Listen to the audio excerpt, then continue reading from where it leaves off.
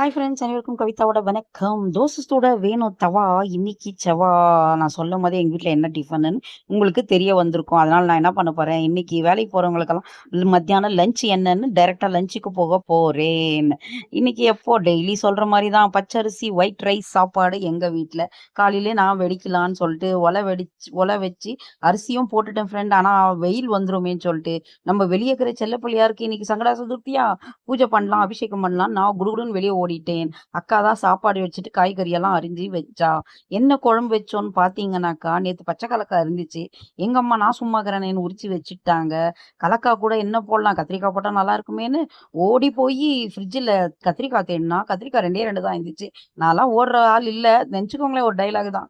அப்புறமேட்டு கத்திரிக்காய் ரெண்டு தான் இருந்துச்சு, என்ன பண்றதுன்னு அப்புறம் தேடினா பக்கத்துல ரெண்டு நூக்கல் இருந்துச்சு. போடுறீ ரெண்டு நூக்கல் அப்படின்னு ரெண்டு நூக்கல் எடுத்து வச்சேன். நூக்கலும் போட்டு பத்தாதிரி கவி அப்படின்னு அக்கா சொன்னா.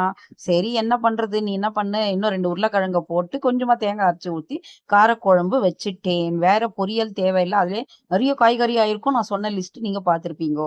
இது என்ன பாம்பே சட்னி தானே போடி அப்படின்னு சொல்லாதீங்க.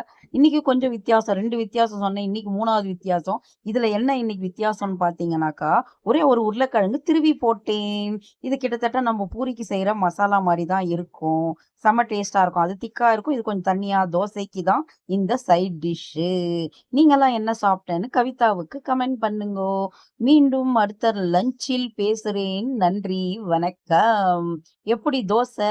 எங்க அண்ணா தான் சுட்டாரு, எனக்கு கால் வலின்னு சொன்னேன், அதனால நான் சுடுறேன் வாடி பட்டு அப்படின்னு அண்ணா சுட்ட தோசை.